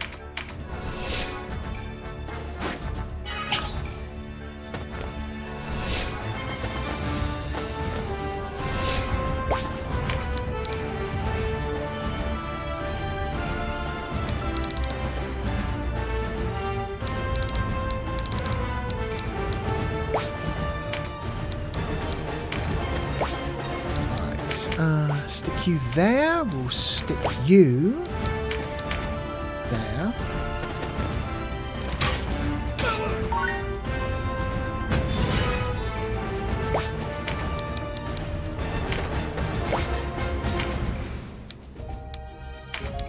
Get rid of that bush. Oh.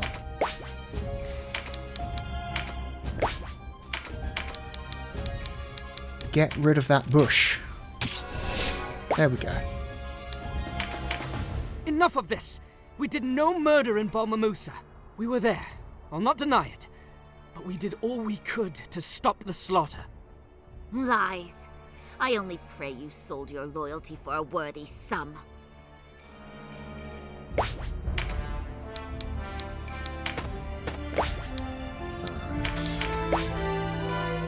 Unfortunately, Katia is still AI controlled. Bummer. Let's hope she doesn't do anything stupid.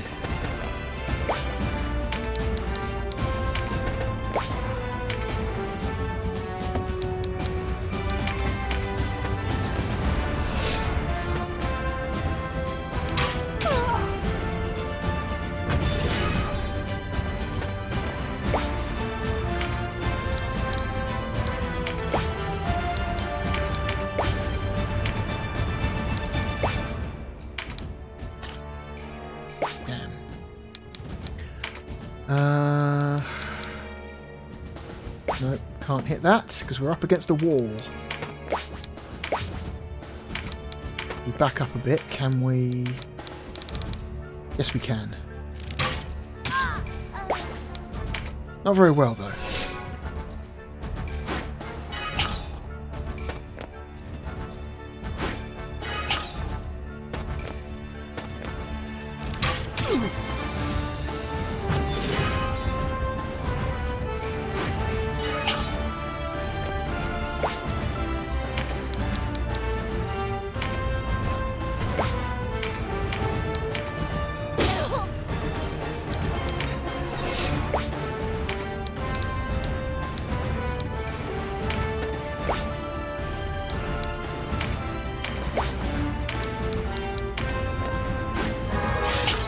Box them in. If I can get them to all come down through this bottleneck here between the two buildings, kind of box them in. Will the AI do as I want it to, or is it going to be difficult?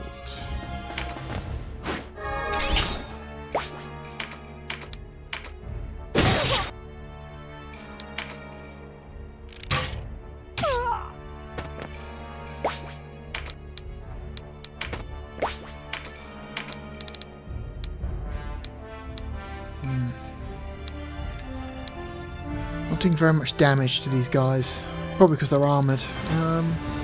Yeah, guys in plate armour tend to be very resistant to arrows.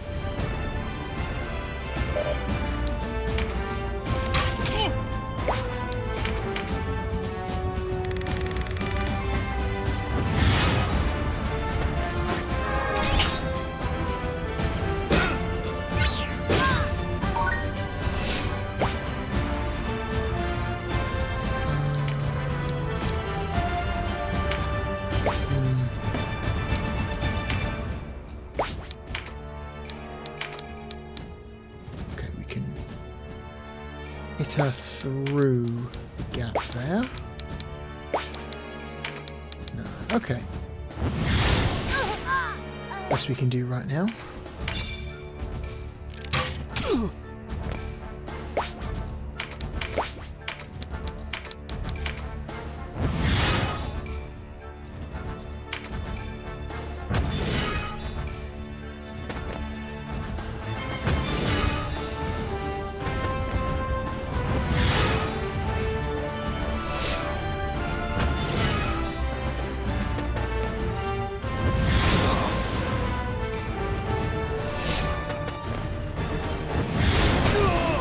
Oh wow, they might be swarming me.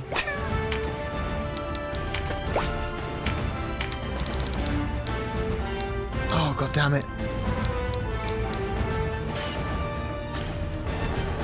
Yeah, the angle's just a little bit too steep to do anything about that.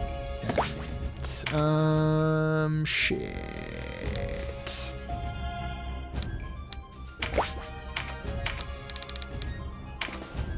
Oh wait, that's my guy. I think I just accidentally hit my own guy. Whoops.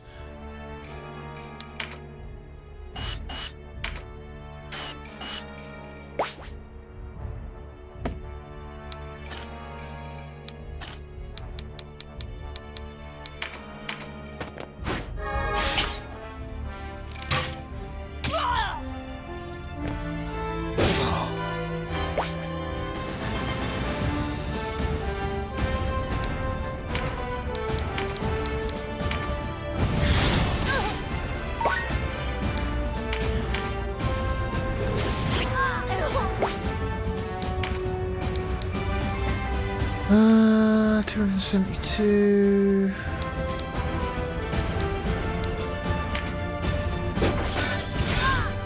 Yeah, we've got to get rid of her.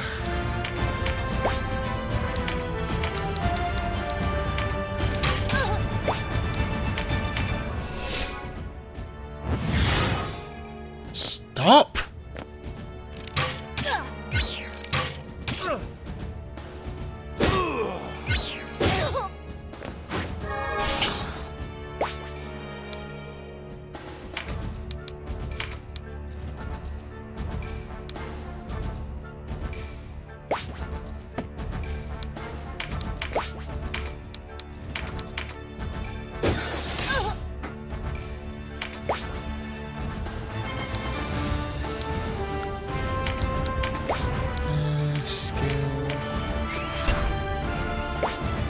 Okay,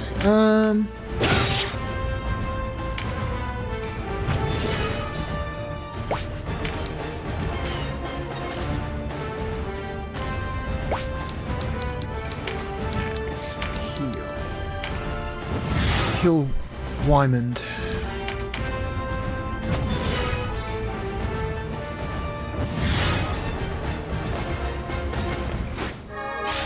They've got a lot of archers, goddamn. Oh shit, that's a new one. Uh-oh, they've enemies have got special moves now. Uh-oh.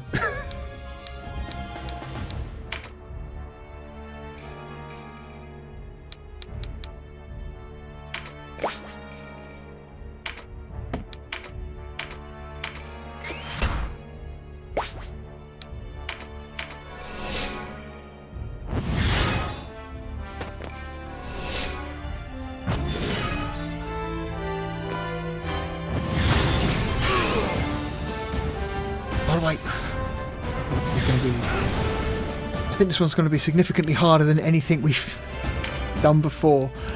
Oh dear.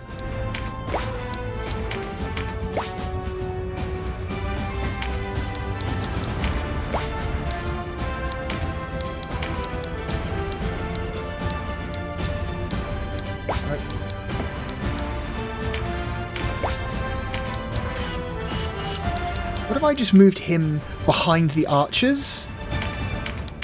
And just did that. I've got a lot of really soft archers and magic users back there.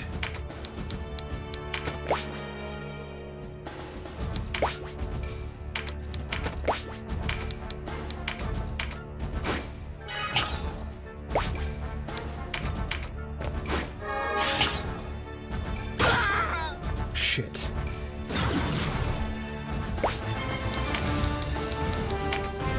No. Hit her, please.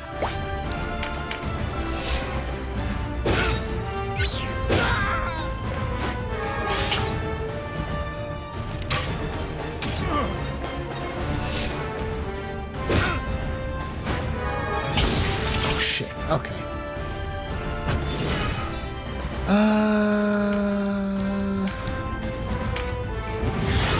Oh, this is going to be a tricky one. There's loads of them. There's so many of them.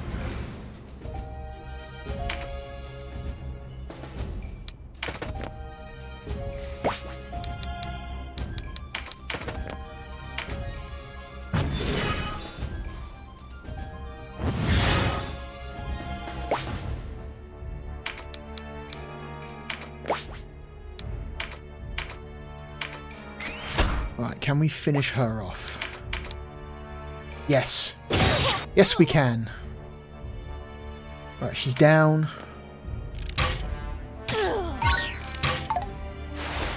Fucking building.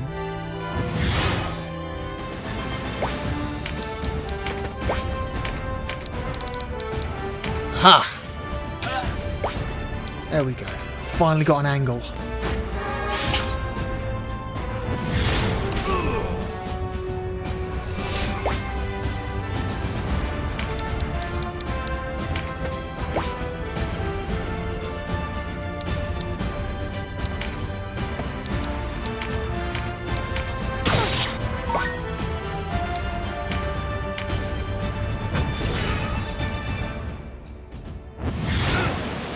They are determined to kill that guy.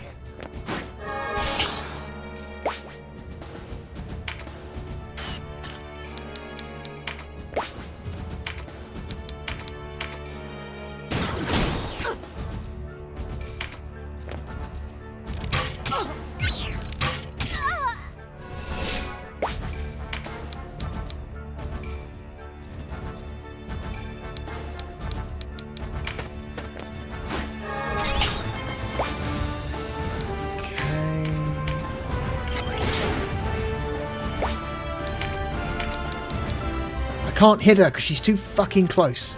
God damn it. Kill that witch.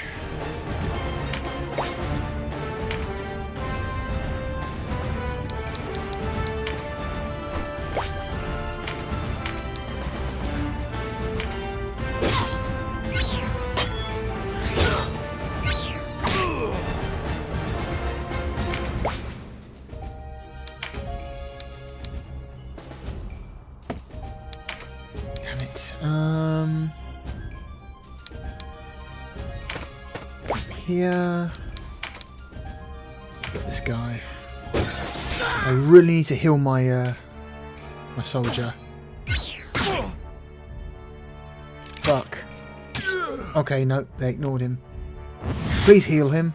Thank you so much.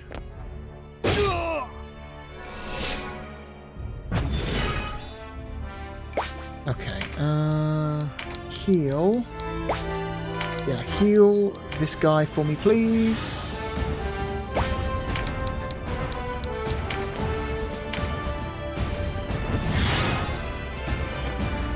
My brother injured his leg. He couldn't even walk, but they cut him down just the same. Uh-oh. Uh-oh. Fuck. Bitch has tremendous shot.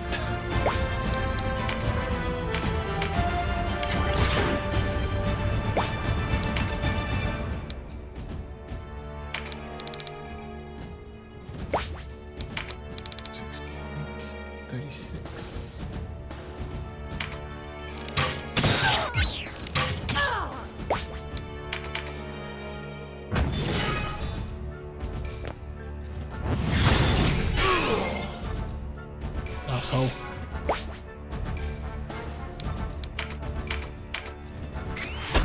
Okay.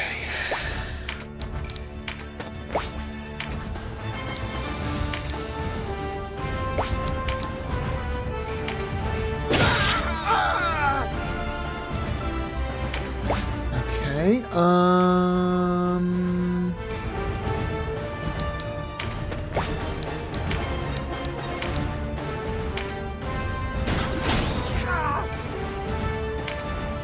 All the Duke's doing.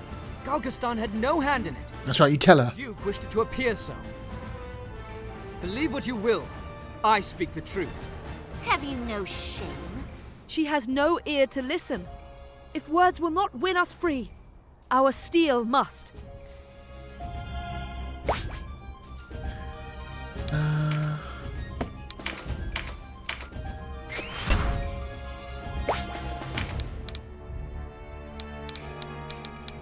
I finish her off. Yes, I can. I know when I am bested, though the knowledge that my brother goes unavenged pains me more than any wound. It is done. Now kill me. Kill as you did in Balma Musa. I will not. You are not my foe. If you have lost the will to fight, leave. I will not give chase. If I leave here now, I will only return to claim your life. If you can. Then know I am bound for Tynemouth. If you would hunt me there. You're going to regret this.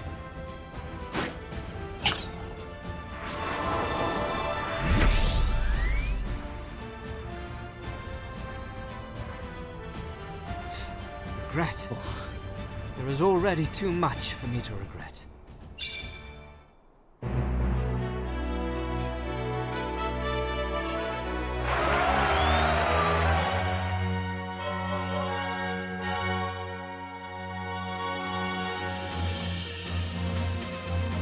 Alright, okay, that was, I don't know, that was touch and go. I wasn't sure if I was going to win that battle. I'm feeling a little bit overwhelmed at certain points there, but we did it. Oh, the level cap still hasn't gone up. That's a shame.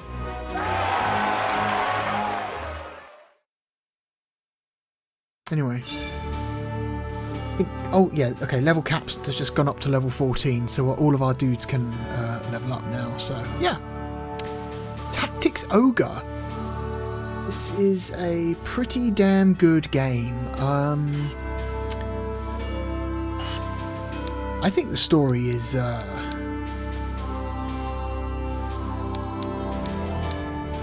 fascinating and very well written. I'm very interested to see where the story of this game goes. It seems to have got its hooks in me. So yeah, I think I'm going to keep playing this. Whether or not I finish it, I do not yet know, but I am definitely interested at the moment. So, yeah, cool game. Quickly save. Wrong menu. There we go.